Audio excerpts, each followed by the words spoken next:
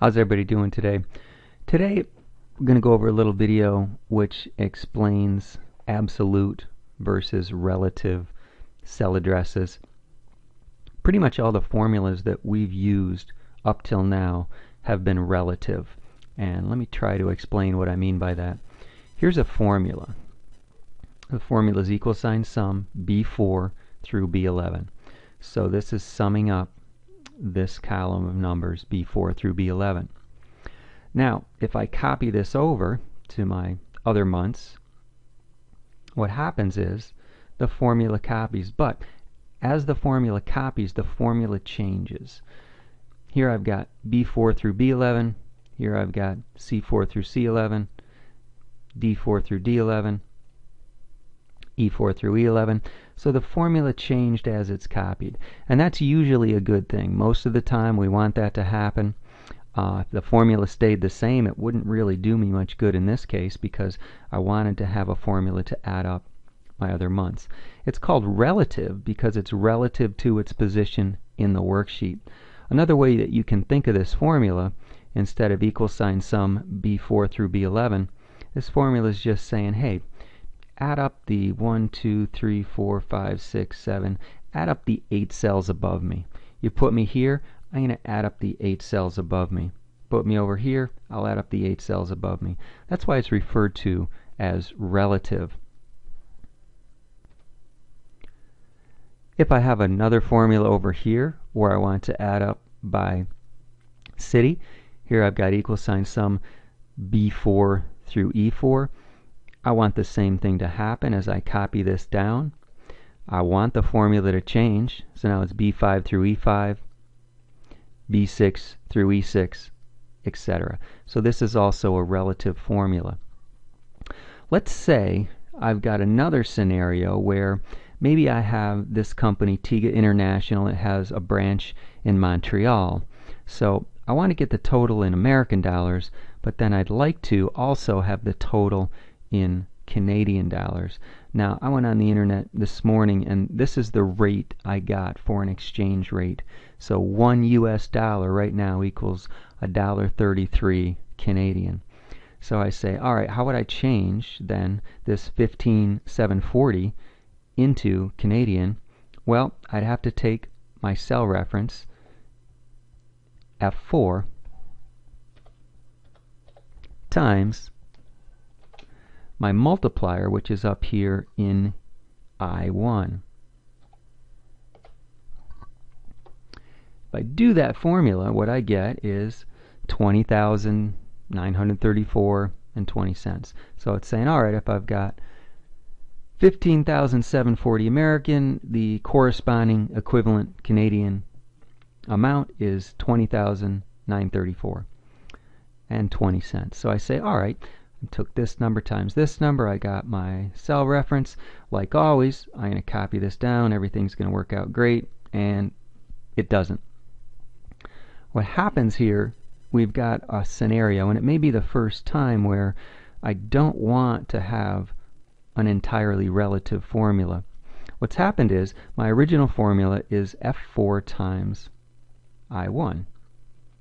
But when I copy this down, the F4 changes to an F5. The I1 changes to an I2, which is in this cell. Copy it down again, F6 times I3. Now the question you always have to ask yourself is, which cells do you want to change and which cells do you want to remain constant? Did you want the F4 to change to an F5 and then an F6 and then an F7? The answer is yes, because I want to multiply the 133 by this number, and then the 133 by this number, and then the 133 by this number. So I did want that F4 to change to an F5 and an F6.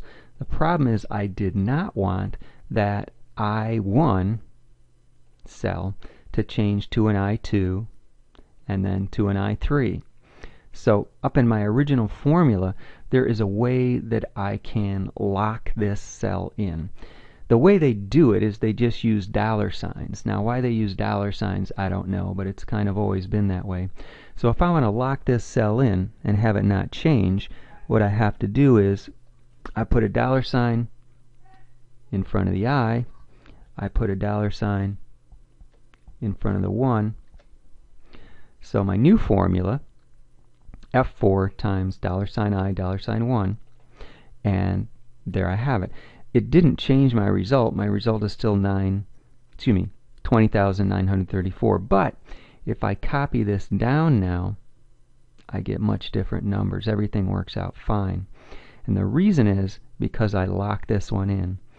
This formula, the way we would refer to it is the F4 is relative, but now the I1 has been made absolute, meaning if I copy it, it will not change. The nice thing about utilizing a formula like this is if the Canadian rate does change, which it pretty much will do every day, then all your numbers will update. Let's say, for example, I go in later on today and I find that the rate has changed. Now it's 1.35. All I have to do is change this one cell. All my numbers update because they're all linked to this one cell.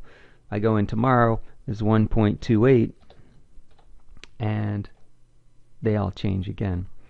There's another way to do this. I'm going to change this back to 1.33, which I think was my original number. You could say, well, I don't want to deal with all this absolute stuff, so why don't I just do this? F4 times 1.33.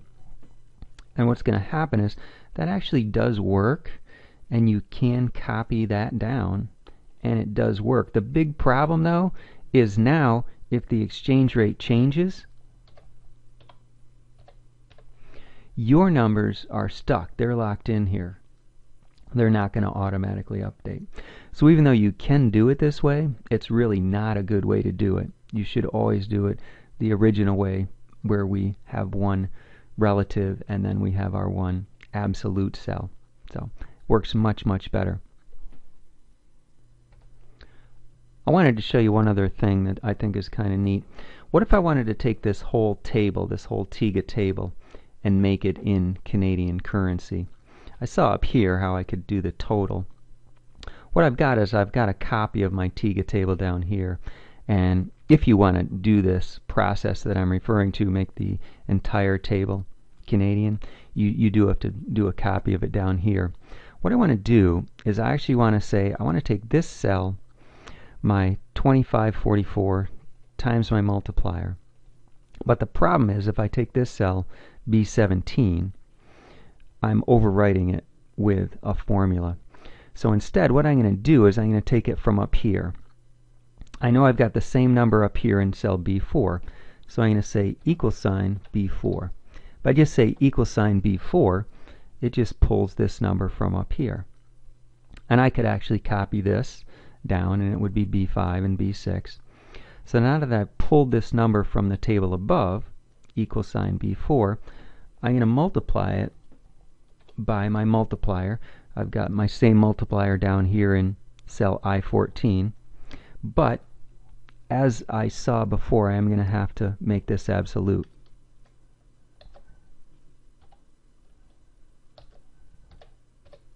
So what I did was I've got B4 times $I, $14. I hit enter, and what it did is it took this one number from my table above and it converted it to Canadian currency. Took my B4 times my multiplier, converted it. Now what's nice is I should be able to take this one cell and copy it to my entire table, and now I've got the whole thing in Canadian currency. So I'm going to go ahead and try to do that. I'm going to right click, I'm going to go copy, I'm going to highlight this entire area, and I'm going to say paste, and it did it. B5 times I4, B6 times I14. So it took the whole table and now it made it into Canadian currency. The other nice thing is if I decide later on I want to now convert this table to, say, Japanese yen. All I have to do is go out on the internet and find the exchange rate for yen. I'm going to take a stab right now. $1 will get me 90 yen. So if that's the case, 90. Now I've got the entire table in yen. If I want it in the British pound, I'm going to assume the British pound is going to be about 1.1. I don't know for sure, but you get the idea. I could put in any currency exchange rate, and I could get my entire table in that currency pretty quickly. Anyhow, hopefully this made sense to you. It is really nice to be able to work with these absolute formulas when we need them. Remember, the question you always have to ask yourself is, all right, I've got this formula. I want to copy it down. What cells do I want to change? What cells do I not want to change? The ones that you don't want to change, add the $signs, and you should be all set. Hopefully this was helpful. We'll see you next time.